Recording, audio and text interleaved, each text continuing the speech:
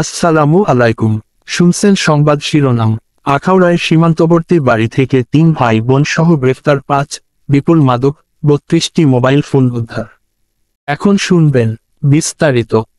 ব্রাহ্মণবাড়িয়ার আখাউড়ায় ভারত সীমান্তবর্তী এলাকার এক বাড়িতে যৌথবাহিনীর অভিযানে 3 আপন ভাই বোন সহ 5 জন গ্রেপ্তার হয়েছে।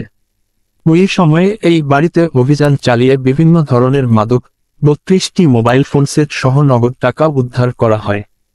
অভিযানের সময় যৌথবাহিনীর উপর হামলার চেষ্টা করা হয় বলে অভিযোগ ওঠে। গ্রেফতারকৃতরা হল উপজেলার সেনারবাদী গ্রামের জাহের মিয়ার ছেলে মোর্শেদ মিয়া, ইদন মিয়া, মেয়ে আয়মন আক্তার, ওই বাড়ির ফারুক মিয়ার ছেলে জনি মিয়া ও কালু মিয়ার স্ত্রী স্বপ্না বেগম। এই সময় কালু মিয়া পালিয়ে যান বলে অভিযান সূত্রে জানানো হয়।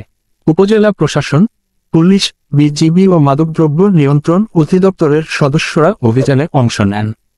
অভিযানের নেতৃত্ব দেওয়া আখাউড়া উপজেলা সরকারি কমিশনার মোহাম্মদ ফয়সাল উদ্দিন জানান, বুধবার 25 জুন বিকেলে মগরা ইউনিয়নের সীমান্তবর্তী সেনারবাদী গ্রামের একটি বাড়িতে অভিযান চালানো হয়। এই সময় 3,500 পিস ইয়াবা, 600 পিস ট্যাপাডল, 32টি মোবাইল ফোন সেট, 2টি গাড়ি উদ্ধার করা হয়। এছাড়া মাদক বিক্রয়ের 21,000 টাকা উদ্ধার করা হয়। তিনি আরও জানান, অভিযান চলাকালে হামলার চেষ্টা করা হলে তা প্রতিহত করা হয়েছে।